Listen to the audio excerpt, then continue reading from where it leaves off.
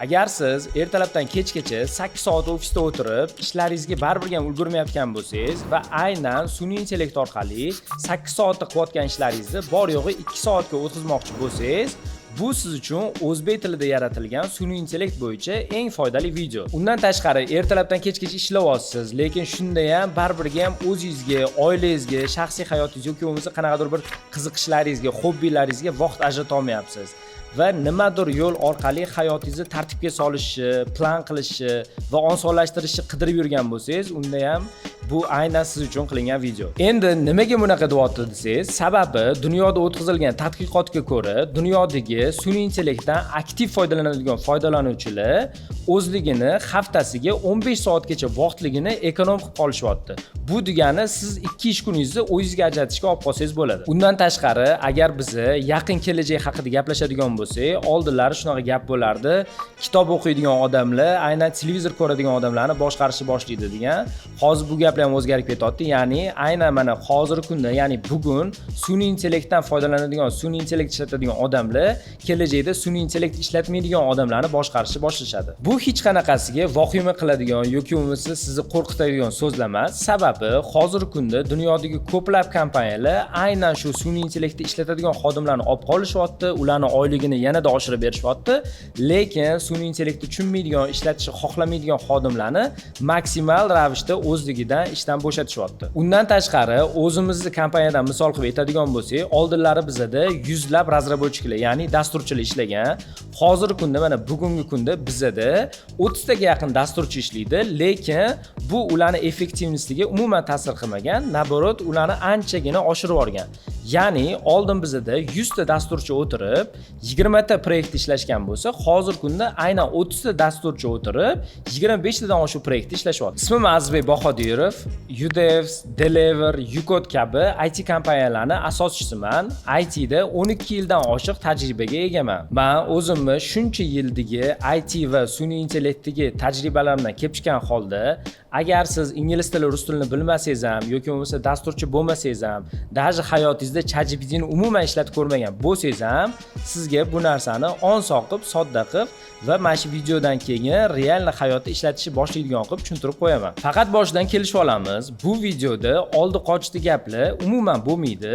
Faqatgina amaliyot. Siz mana shu videoni ko'rishingiz bilan hayotingizda srazu 1 2 3 qilib ketma-ketlikda ishlatib ketadigan narsalarni gapiramiz. Agar videoni oxirigacha ko'radigan bo'lsangiz, biz mana shu video davomida ko'rsatgan prezentatsiya, promptlar, qo'llanmalar, hamma ishlatadigan instrumentlarimizni hammasini bitta dona PDF faylga jamlab, sizni o'zingizga tashlab beramiz. Kelinglar, hozir biz sizlar bilan ko'rib chiqamiz. Sun'iy intellektni o'zi kundalik ravishda, ya'ni hayotingizda aynan nimalarga ishlatsangiz bo'ladi. Birinchisi bu kundalik hayotda, ya'ni kuningizni rejalashtirishingizda yoki bo'lmasa qanaqadir bir maslahat so'rashda yoki bo'lmasa shunga o'xshagan va hokazo, kundalik tartibda bo'ladigan ishlaringizda ishlatsangiz bo'ladi. Ikkinchisi soha va kasbda bu ko'proq muhimroq joyi, ya'ni siz qanaqadir o'zingizni bir определенный qiladigan vazifalaringizni avtomatizatsiya qilishda ishlatsangiz bo'ladi. Misol uchun qanaqadir bir otchetlarni doimiy kunlik ko'rib turishda ishlatsangiz bo'ladi.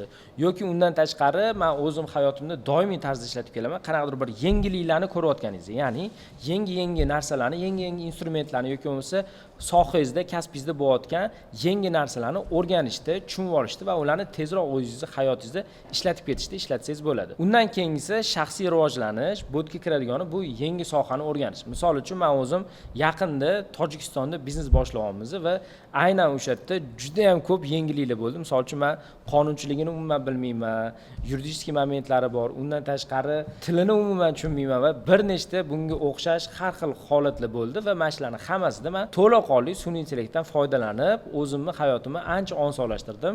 Soatlab, kunlab, haftalab qilinadigan ishlarni bir necha soniyalar, bir necha daqiqalar ichida amalga oshirdim. To'rtinchisi bu biznesda, ya'ni siz hayotda ma'lumotlarni tahlil qilishda, ya'ni misol uchun biznes bilasiz, bu minglab raqamlardan iborat narsa. Siz o'shalarning hammasini osonlikcha tahlil qilishda yoki bo'lmasa har xil qulay, udobniy dashbordlar chiqarishda ishlatsangiz bo'ladi. Undan tashqari effektivlikda, ya'ni eng muhimi samaradorlikni oshirishda ishda ishlatsangiz bo'ladi.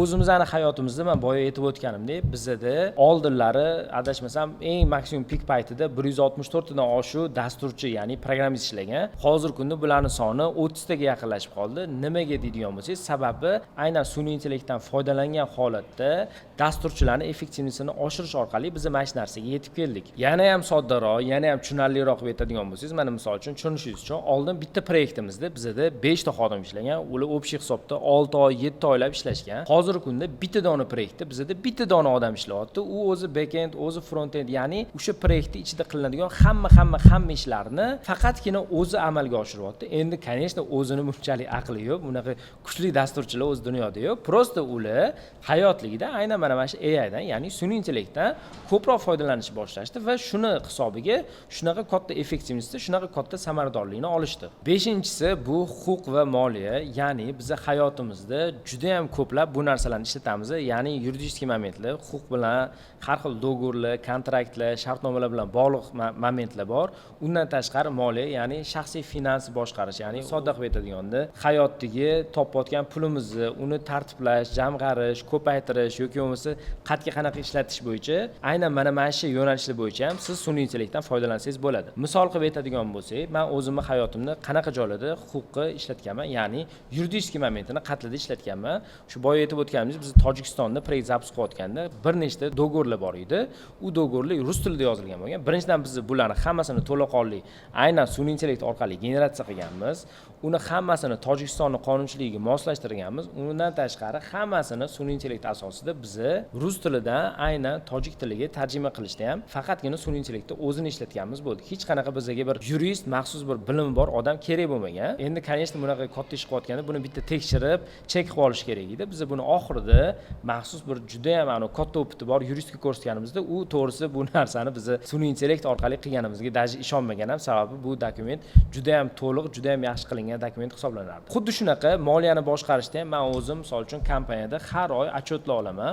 Bu отчетlarni olayotganimda men hech qachon har bittasini o'zim ko'rib tekshirib o'tirmayman. Anchadan beri men bu narsalarni hammasini отчетini olaman, sun'iy intellektni beraman. Sun'iy intellektni o'zi buni ko'rib chiqib, qayerda qanaqa o'zgarishlar bor, qayerda risklarimiz bor yoki bo'lmasa qayerda yaxshi o'sish bo'lyapti, qayerda yomonroq kompaniya holatga tushib qolyapti, qayerda risklarimiz oshib ketyapti. Hammasini o'zi ko'rib, tahlil qilib, o'zi menga 1 2 3 4 qilib ketma-ketlikda chiqarib beradi. Endi 6-inchisiga keladigan bo'lsak, bu tibbiyot va salomatlik. Bu hayotimizning uzviy bir qismi deb hisoblayman. Ya'ni biz doimiy tarzda hayotimizda ham o'zimizni sog'lig'imiz bo'yicha, ham farzandlarimiz yoki bo'lmasa atrofimizdagi insonlarning sog'lig'i bo'yicha har xil turli xil savollarga, turli xil muammolarga duch kelamiz. Misol uchun bir kun sizni hozirgi kunda ayniqsa issiq bo'lyapti, mazangiz qochib qolayotgan bo'lishi mumkin yoki bo'lmasa qanaqadir dori ichishingiz kerak bo'lishi mumkin. U dorini siz aptekadan topolmayotgan bo'lishingiz mumkin. Shunga o'xshash har xil sog'liq va salomatlik bilan bog'liq muammolar. Mana shunaqa holatlarda ham siz sun'iy intellektni biladigan bo'lsangiz, to'laqonli, bemalol, hech qanaqa doktor maslahatisiz ham bemalol ishlatsangiz bo'ladi. Sababi hayotingizda shunaqa momentlar bo'ladiki, siz har doim ham o'sha doktori, ya'ni yaxshi vrachchi konsultatsiyasiga yetib olmasligingiz mumkin, uspech qila olmasligingiz mumkin. Prosta sharoitingiz bo'lmasligi ham mumkin. Biz misol uchun adashmasam taxminan 3-4 yildan beri aynan ChatGPT orqali meni ayolim uyda farzandlarni har doim davolayotganda aynan shu sun'iy intellektdan foydalanadi.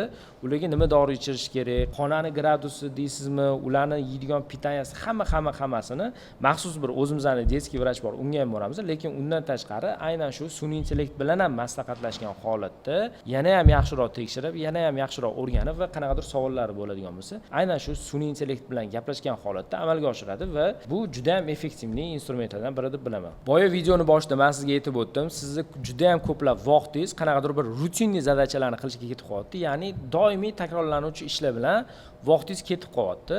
Endi keling siz bilan ko'rib chiqamiz, aynan sun'iy intellekt bilan va sun'iy intellektsiz siz vaqtingizni taxminan qatlaga sarflayapsiz. Buni olimlar juda ham katta tadqiqot o'tkazishdi va shu orqali mana shu aynan siz ekranda ko'rib turgan xulosalarga kelishdi. Ya'ni siz odatda ofisda ishlayotgan holatingizda yozishmalarga va xabarlarga o'zingizni vaqtingizni bir haftada o'rtacha 11 soatini ketkazasiz. Ya'ni Telegramda chatlarga javob berish, har xil pochtalarga javob berish, ularni ko'rish, ularni ko'rgandan keyin ularga qanaqadir bir custom kelgan variantga o'xshash ko'rinishda javob berish. Ya'ni har doim ham siz xohlagan narsangizni yozib olishingizga to'g'ri kelmaydi. Bir xil paytlar o'ylab yaxshiroq, chiroyliroq formirovat qilib yozishingizga to'g'ri keladi.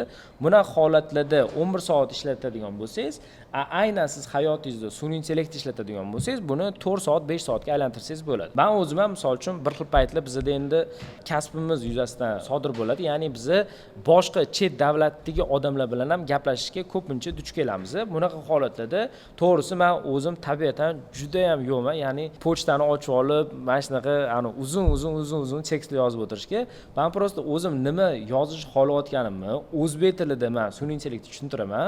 U bo'lsa buni aynan menga qanaqa tilda kerak bo'lsa, ya'ni misol uchun men angliyskiyda javob berishim kerak bo'lsa, aynan shu ingliz tilida shu katta qilib, chiroyli qilib formirovat qilib chiqarib beradi. Bu ishingizni juda ham osonlashtiradi, ham vaqtingizni tejaydi. Undan tashqari asabingiz ham ancha buncha tejab qoladi. Keyingisi ma'lumotlarni izlash, saralash, filtr qilish, ulardan kerakli oxirgi xulosaga kelish. Bunaqa holatda o'rtacha hisoblanganda odam haftasiga 7 soat vaqtini ketkazar ekan. Ya'ni siz bir haftada 7 soat, bu degani taxminan kuniga 1,5 soatdan o'tirib, nimadirlarni o'tirib qidirasiz, topolmaysiz, qiynalib yurasiz. Endi sun'iy intellekt orqali buni qanaqa amalga oshirsa bo'ladi desangiz, taxminan haftasiga 2 soat, 3 soat vaqt sarflaysiz va o'zingizni qidirayotgan hamma narsalaringizga juda ham tezroq, osonroq javob topsangiz bo'ladi. Endi to'g'risi men juda ham ko'p ishlataman. Даже shunaqa holatga kelib qoldimki, oxirgi paytda odamlar bilan emas, shu aynan sun'iy intellekt bilan ko'proq gaplashishga, ko'proq nimadirlarni o'rganishga ketkizyapman. To'g'risini aytsam, sababi hayotimizda nimaga duch keladigan bo'lsa, ya'ni ko'pincha bizning hayotimiz qanaqadir bir problem solving deydi angliyskida, o'zbekchasiga har xil muammolarga javob topishdan iborat. Mana shunaqa holatlarda uje hech qanaqa bir boshqa istochnikdan foydalanayotganim yo'q. Uje ancha bo'ldi Google Poist ham umuman ishlatmay qo'yganman. Aynan shu sun'iy intellektni o'zidan so'rayman va qanaqa rezultat kutayotganimni aytadigan bo'lsam, u o'zi menga oxirgi finalniy rezultatni juda ham tez topib beradi va bu juda ham foydali. Keyingisi hisobotlar va hujjatlar. Menimcha har bitta ofisda ishlaydigan odam beskonechniy shu Wordda yozilgan yoki bo'lmasa Excelda qilingan tabletsalarni ko'rib juda ham katta vaqtini, juda ham katta qismini o'tkazadi. Odatda bu sredniy statistika bo'yicha 6 soatga to'g'ri kelar ekan haftasiga. Ana endi siz mana shu hisobotlarni, mana shu ko'rayotgan hujjatlaringizni aynan sun'iy intellekt orqali qiladigan bo'lsangiz, siz haftasiga 2 soat vaqt ketkazar ekansiz. Bu degani общий 70% vaqtingizni tejab qolasiz. Chunki siz bu narsalarni aynan AI orqali, ya'ni sun'iy intellekt orqali qilayotganingizga nisbatan. Xuddi shunaqa men o'zimni ham oldinlari har hafta yoki bo'lmasa har kun ko'radigan, ishda doimiy tarzda o'tirib ko'radigan otchetlarim bo'lardi. Men hozir bularni hammasini avtomatizatsiya qilganman, ya'ni hammasini sun'iy intellekt orqali ko'raman. Ya'ni o'zi odatda ko'p otchet ko'rgan insonlar bilishadi. Otchetlaringizda har doim ham 90% siz keraksiz ma'lumotni o'qiysiz, чтобы 10% kerakli ma'lumotni topish uchun o'shandan kelib chiqib bir qanaqadir action, ya'ni qanaqadir bir ishni действие qilish uchun mana shunaqa holatda sun'iy intellekt juda ham sizga katta yordam beradi. Keyingisi shaxsan men uchun eng muhimlardan bittasi deb bilaman, bu har xil taqdimotlar, ya'ni prezentatsiyalar tayyorlash. Juda ham men umrimda ko'p ko'rgan narsalarim bor. Aynan shu ofis sohasida odamlar prezentatsiyani bilmayman qanaqa harakat qilishadi bunaqa yomon tayyorlashga, lekin oldinlari sun'iy intellektgacha bo'lgan paytda prezentatsiyalar yoki bo'lmas edi, yoki A4 qog'ozga nimadirlar yozib tashishardi, yoki bo'lmasa ular juda ham umuman qarab bo'lmaydigan xunuk holatda bo'lgan, juda ham katta xatolar bilan amalga oshirishgan. Hozirgi kunda sun'iy intellekt paydo bo'lgandan keyin, odamlar uni ishlatishni boshlayotgandan keyin shunaqa holatlarga kelyapmizki, yaqinda bizlarni mana imенно shu SMM bo'yicha ishlaydigan kompaniyamiz biza bilan 1 oy davomida qilgan hamma ishlarni aynan shu prezentatsiya ko'rinishida bizga tashlab beryapti. Bu birinchidan klient sifatida bizga ham juda ham yaxshi, vizualli o'zini uslugalarini yana ham zo'rligini ko'rsatib beryapti, yana ham chiroyli ishlashini, klient orientirованный ishlashini va undan tashqari men uveraymanki, keyinchalik bu ularni o'zligini o'rtacha ishlaydigan chekligini ham oshirishga katta sabab bo'lyapti. Endi hozir siz ekranda ko'rib turgan narsalaringiz bu kelajakda qachondir bo'ladigan narsa emas. Bu hozirgi kunda mana hozirgi sharoitda bo'layotgan narsalar, ya'ni raqamlar bo'yicha gaplashadigan bo'lsak, hozirgi kunda dunyo aholisini 800 milliondan oshig'i aynan ChatGPT ishlashyapti. Endi siz umumiy faqat ChatGPT emas, любой bitta sun'iy intellektni ishlatish foizini olib ko'radigan bo'lsangiz, men o'ylayman bu уже 1 milliarddan oshgan va bu yildan yilga keskin ravishda oshib boryapti. Undan keyingisi dunyodagi 78% dan oshiq eng katta kompaniyalar, asosan shu Amerikadagi kompaniyalar o'zligini kunlik ishida, haftalik ishlashida sun'iy intellektni уже implement qilib bo'lishgan, ya'ni o'zligini kundalik tartibida sun'iy intellektdan aktivni foydalanib kelishyapti. Yana bir qiziq statistika, dunyodagi 3 baravardan oshuv vakansiyalarda xodimdan sun'iy intellekt bilishi talab qilinadi degan vakansiyalar ochilishi juda ham ko'p kuzatilyapti. Men yana ko'proq aytishim mumkinki, aynan shu vakansiyalarni o'zini ham ular menimcha aynan sun'iy intellekt orqali yozishyapti. Sababi men o'zim ham ko'pincha shunaqa ishlataman va men ham xuddi shu fikrdaman. Oldin esinglarda bo'lsa, boshida taxminan bundan 5 yil, 10 yil oldin Microsoft Wordda yoki bo'lmasa Office, Excel ishlatish kerak deb yozishardi yoki bo'lmasa kompyuter bilan foydalanish bilish kerak deb yozishardi vakansiyalarda. Hozirgi kunda bularning o'rniga aynan shu sun'iy intellektdan yoki bo'lmasa ChatGPT yoki bo'lmasa Cloud'dan foydalanish bilish kerak degan vakansiyalar ko'proq bo'lsa kerak deb o'ylayman. Biz o'zimizning korxonamizda ham agar qaysidir xodim mabodo bilmayotgan bo'lsa, o'rganmayotgan bo'lsa, o'zini ustida ishlamayotgan bo'lsa, buni xodimlarni hammasi bilan xayrlashib oldik. Hozirgi kunda faqatgina shu aynan shu AI ishlatadigan, ya'ni sun'iy intellekt ishlatadigan odamlar qolgan. Bu faqatgina bizning ofisimizdagi tozalik xodimlariga yoki bo'lmasa oshpazimizga taalluqli emas, lekin ulardan tashqari qolgan hamma majburiy sun'iy intellektdan foydalanishi shart. Endi tasavvur qiling, dunyoda shuncha millionlab, yaqin kunlarda уже milliardlab odamlar aynan sun'iy intellektdan foydalanishyapti. Ulardan bir qanaqadir juda ham yaxshi ko'zga ko'rinarli rezultatlar qilishyapti.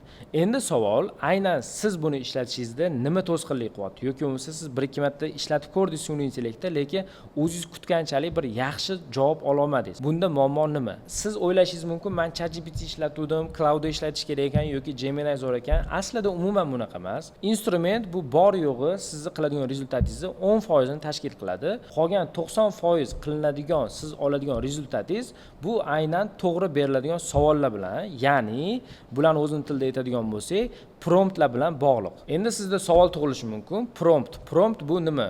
Prompt bu qanaqadir bir qiyin ximik reaksiya emas. Prompt bu oddiy narsa, ya'ni siz sun'iy intellektga beradigan savolingizni qanaqadir bir tartibli, qanaqadir bir определённый formula asosida beradigan bo'lsangiz, mana shu prompt deyiladi. Hozirgi kunda odatda dunyodagi 90% sun'iy intellekt ishlatadigan odamlar promptni juda ham noto'g'ri berishadi. To'g'risi, boshida sun'iy intellekt ishlatishni boshlaganimda men o'zim ham shunaqa noto'g'ri savollar berardim. Buni xuddi siz bir kimdandir nimadir so'rayotganingizda tasavvur qiling, shu odam bir sal to'poyroq yoki bo'lmasa sal g'alcharoq, unga detalni chaynab bittalab savol berishingiz kerak, чтобы undan yaxshi o'zingiz kutgandek javob olish uchun. Bu ham xuddi shunaqa tasavvur qilsangiz bo'ladi. Ya'ni sun'iy intellektga savol berayotganda kontekstni o'zini noto'g'ri qiladi. Siz kontekstni o'zini izначально to'g'ri beradigan bo'lsangiz, уже olinadigan javobingiz ancha yaxshilashadi. Ikkinchisi, ko'pchilik bitta dona savol berishadi, ya'ni mana bu narsani ko'rib bergin deydi-da va o'shandan keyin o'zi kutgan rezultatni olmagandan keyin, bo'ldi ChatGPT ishlamas ekan yoki bo'lmasa bo'ldi bu sun'iy intellekt bo'lmas ekan, undan ko'ra Google ishlatish kerak ekan yoki umuman boshqa narsa ishlatish kerak ekan degan xulosaga kelishadi. Bu ham noto'g'ri. Bitta savolda bo'lmagan narsa, ikkita, uchta siz nimadir o'zgartirishni boshlasangiz, davom ettirsangiz, boshqacharoq javoblar ham kelishi mumkin.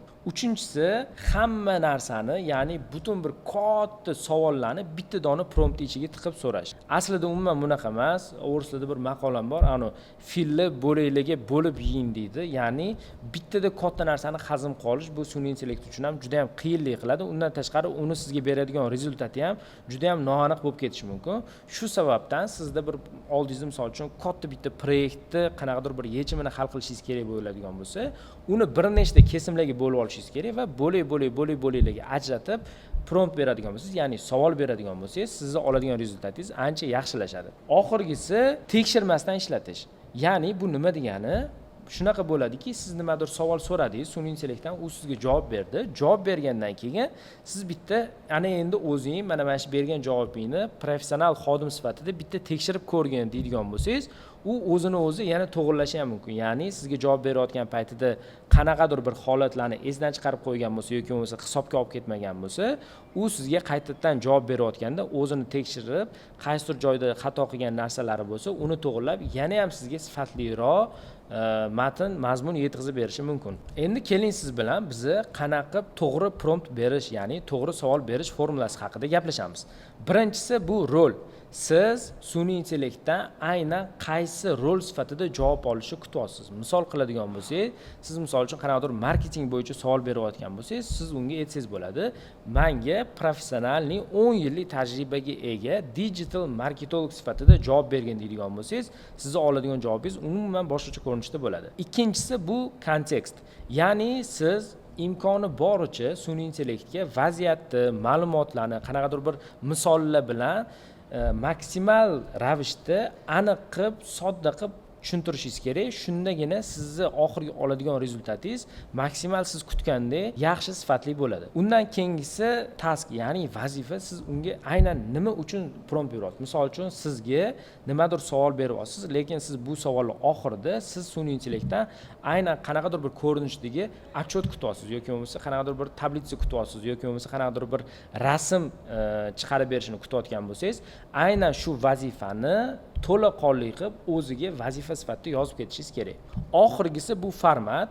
Siz olmoqchi bo'lgan formatingizni определить qilib ketishingiz kerak, ya'ni aniqlashtirib ketishingiz kerak. Boya buni vazifaning ichida ham aytib o'tdim. Ya'ni siz oxirgi qo'lingizga oladigan holatingizda tablitsa kerakmi sizga, Excel отчет kerak bo'lishi mumkin yoki bo'lmasa qanaqadir bir PowerPointda qilingan prezentatsiya kerak bo'lishi mumkin. Ya'ni shuni qanaqa formatda bo'lishini ham belgilab ketadigan bo'lsangiz, sun'iy intellekt sizga aynan siz kutgan formatda javobini taqdim qiladi. Keling siz bilan qanaqa prompt berish bo'yicha bitta misol ko'rib chiqamiz. Misol qilib aytadigan bo'lsak, SMM jamoasini natijasini yaxshilash. Ya'ni bu oddiy, sodda prompt sifatida aytadigan bo'lsak, bu sizga mana ekraningizda ko'rib turganingizdek har xil narsalar, har xil javoblar qaytaryapti, lekin muammo shundaki, bu yerda bir aniq bizni kutgan rezultat yo'q. Ikkinchi misolni, ya'ni to'g'ri beriladigan promptni ko'rib chiqadigan bo'lsak, professional marketolog sifatida SMM marketing jamoamga har bir jamoa a'zosi uchun asosiy metrikalarni yozib ber.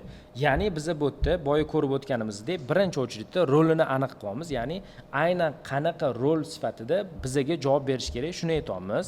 Keyingisi kontekst. Ya'ni jamoa a'zolari, CEO kimlar bizning jamoamizda ishlaydi.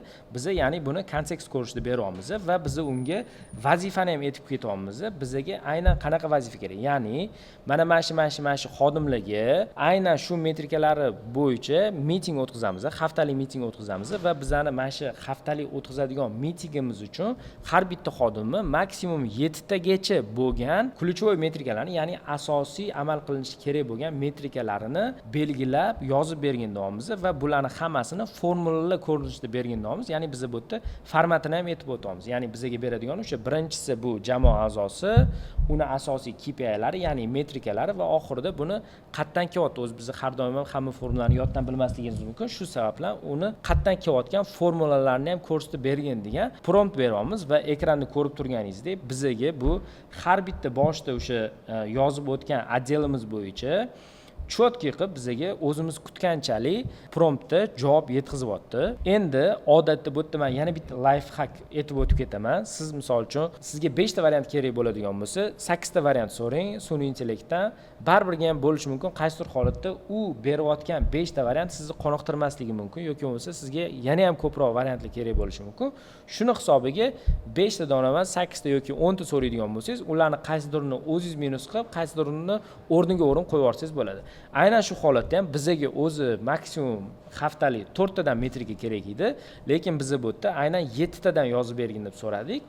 Maqsadimiz именно o'sha qaysidir 4 taning ichida to'g'ri kelmaydigan bo'lsa, boshqa plus yana 3 ta zapas olib qolish edi. Endi keyingi etapga o'tadigan bo'lsak, siz hayotingizda ofisda ishlaydigan bo'lsangiz, ko'pincha bo'ladiki, sizda bir nechta har xil turli xil ma'lumotlar bo'ladi va sizga qanaqadir bir hisobotlar kerak bo'ladi. Mana shu joyda bu sun'iy intellektga ham o'zi aloqador narsa emas, lekin aytib o'tish juda ham muhim deb bilaman.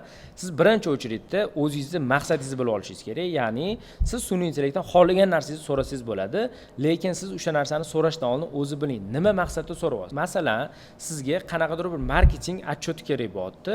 Siz oldindan bilishingiz kerak. Agar sizni qo'lingizda mana shu marketing отчёti bo'lganda, siz buni qattiq ishlatgan bo'lardingiz. Shuni bilgan holatda siz buni sun'iy intellektdan so'raydigan bo'lsangiz, sun'iy intellekt sizga beradigan hisoboti sizda o'zi hayotingizda foydali bo'ladi. Endi aytishingiz mumkin, men o'zim ham bilmayman, lekin men misol uchun o'zimni sotuvlarimni yaxshilamoqchiman yoki bo'lmasa lidlar kelishini ko'paytirmoqchiman deb turib savol beradigan bo'lsangiz, bunaqa holatda siz o'zidan so'rasangiz ham bo'ladi. Ya'ni, men senga qanaqa savol bersam bo'ladi, shu sen menga to'g'ri javob berishing uchun, to'g'ri ma'lumot, to'g'ri hisobot qilib berishing uchun deb o'zidan aynan maqsadni so'rayotsangiz ham bo'ladi. Keyingisi kerakli metrikalarni bilib olishingiz kerak. Ya'ni aynan qaysi sohaga qanaqa metrikalar qo'yilishini ham albatta bilib olishingiz kerak. Bu sizni o'sha kunlik yoki bo'lmasa haftalik, oylik hisobotlaringizda juda ham muhim ahamiyat kasb etadi. Buni bilmaydigan bo'lsangiz, bundan bitta oldingi primerda biz ko'rib o'tdik. Qanaqa agar metrikalarni bilmaydigan bo'lsangiz ham shu sun'iy intellektni o'zidan so'ragan holatda kerakli to'g'ri metrikalarni chiqarish to'g'risida ham ko'rib o'tdik. Ya'ni hayotingizda misol uchun tasavvur qiling, sizni skladga javob beradigan shaxs sifatida 100 xil отчёт qilishingiz ham mumkin, lekin bu 100 xil отчёtdan sizni ishingizga foyda tegadigan narsa bo'lmaydigan bo'lsa, bu 100 ta qilgan hisobotingizni, отчёtingizni umuman keragi ham yo'q. Oxirgisi keyingi qadamlarni tuzib olishingiz kerak. Ya'ni metrikalarni oldingiz, qanaqadir bir hisobot oldingiz, ana endi mana shu ko'rgan hisobotingizdan nima qilmoqchisiz? Nimaga ishlatmoqchisiz? Buni ham bilib olishingiz kerak. Bu yerda yana o'sha gap. Agar o'zingiz ham bilmaydigan bo'lsangiz, birinchi marta qilayotgan bo'lsangiz, tushunmaydigan bo'lsangiz yoki bo'lmasa o'sha endi omborda ishlashga kelgan xodim bo'ladigan bo'lsangiz ham, bunaqa holatda o'zidan so'rasangiz bo'ladi. Men professionalniy ombor xodimi sifatida qanaqa metrikalar kerak menga, qanaqa отчёtlar kerak, ularni nimaga kerakligini bilmayotgan bo'lsangiz, sun'iy intellektni o'zidan so'rasangiz, u sizga o'tirib bittalab tushuntirib ham bera oladi. Aynan nima sababdan bu narsalar kerakligini. To'g'risi, men o'zimning hayotimda bu narsani juda ham ko'p ishlatganman. Boshida men qaysidir отделga kirib, uni metrikalarini yozayotganimda, to'g'risi men o'zim ham bilmas edim. U yerda qanaqa metrikalar bo'ladi, bu metrikalarni nima uchun ishlatamiz? Mana shunaqa holatda men birinchi o'tirib o'sha sun'iy intellektni o'zi bilan ozgincha gaplashganman, maslahatlashganman va undan keyingina o'zimga kerak bo'ladigan metrikalarni yig'ib beradigan tablitsalarni chiqarganman. Keyingisiga o'tadigan bo'lsak, sun'iy intellekt orqali siz hayotingizda turli xil qiziqarli, chiroyli, udobniy slaydlar, ya'ni prezentatsiyalar ham qilsangiz bo'ladi. Endi savol, qanaqa biz sun'iy intellekt orqali prezentatsiya qilsak bo'ladi? Birinchi o'chirda siz aynan nima mavzuda prezentatsiya qilyapsiz, buni bilib olishingiz kerak. Undan keyin siz uni mantiqiy skeleti deyiladi, ya'ni o'zi qanaqa strukturadan tashkil topgan, nimalar to'g'risida gapiramiz, nimalar to'g'risida bu prezentatsiyamiz bo'ladi, shuni tuzib olishingiz kerak. Agar o'zingiz ham tushunmaydigan bo'lsangiz, birinchi sun'iy intellektdan so'rab, u bilan maslahatlashib, skeletini tuzib olganingiz yaxshi. Undan keyingi etapga o'tadigan bo'lsangiz, siz o'sha har bitta slayd, misol uchun, nechta slayddan tashkil topadi, qanaqa ko'rinishda bo'ladi, har bittasini rejasini tekst formatda aniq-tiniq qilib bilib olishingiz kerak, to'g'rilab olishingiz kerak. Faqatgina aynan mana shu qadamlardan keyingina siz o'sha prezentatsiyani chiqarish kerak degan bosqichga o'tadigan bo'lsangiz, sizni oxirida ko'radigan prezentatsiyangiz, qabul qiladigan prezentatsiyangiz ancha to'liq, ancha siz kutgan darajada bo'lishi boshlaydi. Xo'p, shu o'rinda men aytib ketmoqchiman, siz qayerdan qanaqa prezentatsiya qilsangiz bo'ladi o'zi. Bu yerda bir nechta instrumentlar bor. Siz hozirgi kunda любой bitta sun'iy intellektda o'zida prezentatsiya qilsangiz bo'ladi. Ya'ni bu ChatGPT bo'lishi mumkin, Gemini bo'lishi mumkin, Claude bo'lishi mumkin. Hozirgi kunda eng ko'pchilik foydalanayotganlardan bittasi bu aynan Claude'ni dizayn degan moduli bor. Aynan mana shu modul orqali prezentatsiya qilsangiz ham bo'ladi. Undan tashqari hozirgi kunda dunyoda aynan prezentatsiya qilish uchun mo'ljallangan turli xil sun'iy intellektlar bor. Misol qilib aytadigan bo'lsak, Canva degan sun'iy intellekt orqali ishlaydigan prezentatsiya uchun mo'ljallangan instrument bor. Undan tashqari Gamma degan varianti ham bor va siz bularni bitta ishlatib ko'radigan bo'lsangiz, mana misol uchun hozir biz aynan Gamma orqali generatsiya qilyapmiz. Bularni oddiy sun'iy intellektlarga nisbatan yaxshi joyi, bular aynan shu prezentatsiya qilish uchun mo'ljallanganligi uchungina ular qilayotgan prezentatsiya boshqalarga nisbatan yaxshiroq chiqishi ham mumkin. Va bu yerda yana bitta zo'r tarafi, siz odatda prezentatsiya qilayotganda faqatgina bitta sun'iy intellektdan foydalanishingiz shart emas. Ya'ni siz buni matnini ChatGPTda yozishingiz mumkin, strukturasini Claude'da qilishingiz mumkin va oxirgi dizaynini Gammada qilishingiz ham mumkin. Bu sizni effektivligingizni effitsizni, ya'ni foydali ish koeffitsiyentini oshiradiki, hech qachon tushirib yubormaydi. Mana endi sizda savol bo'lishi mumkin, o'zi sun'iy intellektni ishlatishi qanaqa etaplari bor, ya'ni qanaqa bosqichlari bor deydigan bo'lsangiz, bu birinchi bosqich sizlar bilan boshda aytganimiz bu Google Poist bosqichi. Ya'ni siz sun'iy intellektni faqatgina savol-javobga ishlatishingiz mumkin, qanaqadir narsalarni so'rashga, nimadirlarni poist qilishga ishlatishingiz mumkin. Buni boshqacharoq qilib aynan suhbat bosqichi deb aytsa ham bo'ladi. Keyingisi ish va ssenariylar bosqichi. Bunaqa bosqichda siz qanaqadir yozishmalar qilishingiz mumkin, qanaqadir hisobotlar tayyorlashingiz mumkin va hokazo shunga o'xshagan ishlar qilsangiz bo'ladi. Undan keyingisi 3-bosqich bu shaxsiy tizim bosqichi. Siz aynan bu bosqichga o'tadigan bo'lsangiz, sizni aynan o'zingizni AI yordamchingiz bo'ladi va o'sha AI yordamchi aynan sizni maksimal hamma hayotdagi qilayotgan ishlaringizga do'st olib turib, o'shalarni qilishga yordam beradigan etapga chiqsangiz bo'ladi va oxirgisi 4-etap bu aynan agentlar. Bunaqa joyga chiqadigan bo'lsangiz, aynan sizni qo'lingizda ishlaydigan xuddi xodimlaringizga o'xshagan yoki bo'lmasa o'zingiz bir shaxsiy bir assistentingizga o'xshagan shaxsiy bir agentingiz bo'ladi va aynan mana shu agent даже sizni hayotingizda qiladigan 90-95% ofisda qiladigan ishlaringizni ham aynan shu agentni o'zi qilib amalga oshirishi mumkin. Mana o'zingiz ko'rdingiz, tushundingiz, что buni o'rganish uchun, buni hayotda ishlatish uchun qanaqadir bir super siz dasturchi bo'lishingiz kerak emas, qanaqadir ingliz tilida yoki bo'lmasa qanaqadir ko'proq tillarni bilishingiz umuman shart emas. Buni mana hozir ko'zingiz oldida o'zim ham oddiy so'zlar bilan, oddiy sodda qilib, lo'nda qilib tushunib, o'rganib, qanaqadir bir rezultatga ham erishdik. Endi sizda savol tug'ilishi mumkin. Men buni o'rganmoqchiman, lekin men hayotda qanaqa ishlataman? Qanaqa ketma-ketlikda o'rganishim kerak? Qanaqa qilib men nima qilsamgina aynan shu sun'iy intellekt orqali men bir rezultatga, qanaqadir bir joyga chiqa olaman degan savol bo'layotgan bo'lishi mumkin. Men o'zim hamma kasb egalari hayoti va ishi davomida aynan sun'iy intellektdan foydalanib, buni ishlatishi, vaqtini tejashi, topayotgan pulni oshirish tarafdoriman va shundan kelib chiqib men o'zim ham sun'iy intellekt o'rganish uchun shaxsiy tajribamdan kelib chiqib aytadigan bo'lsak, bir nechta chet ellik kurslarda o'qib ko'rdim, bir nechta YouTube'da videolar ko'rib ko'rdim, har xil statyalar o'qidim. Xullas juda ham bir katta определенный bir vaqt periodda katta eksperimentlar qilib ko'rdim, o'rganib ko'rdim. Undan tashqari doimiy tarzda har bitta sun'iy intellekt bo'yicha chiqayotgan yangiliklarni ko'rib, o'qib, o'rganib, ishlatib ko'ryapman. Lekin bitta dona muammoga duch keldikki, hozirgi kunda aynan sun'iy intellektni sodda qilib, lo'nda qilib sizga, ya'ni любой bitta soha vakiliga hayotda ishlata oladigan, foyda olib kela oladigan darajaga olib chiqadigan kurs afsuski yo'q. Biz o'zbek tilida sun'iy intellekt savodxonligini oshirish maqsadida Intellect nomli dastur ishlab chiqdik. Dasturdan ko'zlangan asosiy maqsad tadbirkor va har xil soha vakillariga sun'iy intellektdan foydalangan holatda, sun'iy intellektni ishlatgan holatda o'zligini, kundalik samaradorligini bir necha baravar oshirish va aynan shu usul orqali o'zligini, vaqtligini va ancha-muncha pulligini tejab qolish maqsadida shu dasturni ishlab chiqdik. Agar dastur qanaqa o'tadi deb o'ylab so'rayotgan bo'lsangiz, biz darslarni maksimal sizga foydali va effektiv qilishni maqsad qilgan holatda hammasini jonli tarzda o'tishga qaror qildik. Undan tashqari siz istalgan bitta nuqtadan bu darsni ko'rib, ma'lumot olib, o'rganishni boshlashingiz uchun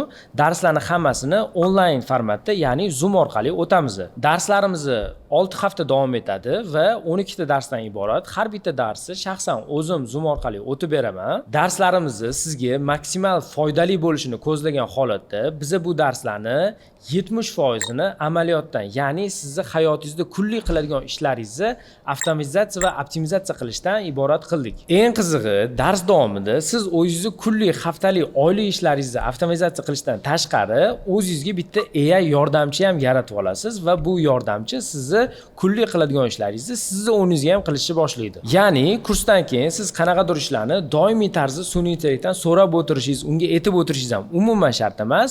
Unga bir marta o'rgatganingizdan keyin uni o'zi avtomat tarzda doimiy bu ishlarni qilishni boshlaydi. Kurs menga yoqdi, lekin hozircha o'qishga vaqtim yo'q, o'ylab ko'raman, keyinroq o'qiyman deb o'ylayotgan bo'lsangiz, adashasiz. Sababi hozir siz 1 soat kursga yoki bo'lmasa aynan shu sun'iy intellektni o'rganishga sarflagan vaqtingiz ertaga sizni yuzlab soatlab vaqtingizni ekonom qilishiga sababchi bo'lishi mumkin. Undan tashqari bo'ldi, hammasi ma'qul o'qiyman, lekin bugun emas, keyinroq birinchisida emas, keyingilarda o'qiyman deb o'ylayotgan bo'lsangiz, bitta narsani esingizdan chiqarmasligingizni xohlagan bo'lardim.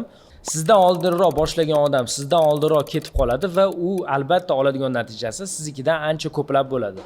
Va yana bitta narsani umuman esingizdan chiqarmang. Internet boshida boshlanganda kim boshida kirib ishlatishni boshlagan bo'lsa, ana o'shalargina eng ko'p foyda qilishgan. Xuddi shunaqa Bitcoinda ham rosa ko'p tanishlaringiz bo'lgan bo'lsa kerak. Boshida eshitdim, bildim, lekin oson bo'lar ekan. Sun'iy intellekt ham hozirgi kunda aynan shunga o'xshagan, balki bo'lmasa bundan ham bir kattaroq kelayotgan tendensiya bo'lishi mumkin va siz vaqtida mana shu to'lqinni vaqtida ushab, vaqtida olib ketadigan bo'lsangiz, ertaga o'zingizga juda ham katta foydasini sezishingiz mumkin. Bu kursga yozilish uchun biza kommentariyada link qoldirganmiz. Shu link orqali zaявка qoldiring. Biz o'zimiz siz bilan aloqaga chiqamiz. Kurslarni sifatli o'tishni maqsad qilgan holatda biza studentlarning sonini 60 ta qilib belgiladik. Undan ko'p odamlarni qabul qilmaymiz. Va undan tashqari 10-avgustdan kurslarimiz boshlanadi. Shu sababdan tezroq o'zingizni joyingizni band qiling. Boshida va'da berilganidek, agar siz mana shu ro'yxatdan o'tadigan bo'lsangiz, biz video davomida ishlatgan hamma materiallarimizni PDF qo'llanma shaklida o'zingizga tashlab beramiz. Biz bu kanalda doimiy tarzda sun'iy intellekt haqida qiziqarli ma'lumotlar chiqarishni davom etamiz. Agar bu sizga yoqayotgan bo'lsa, like bosing va bu videolarni yo'qotib qo'ymaslik uchun albatta obuna bo'ling.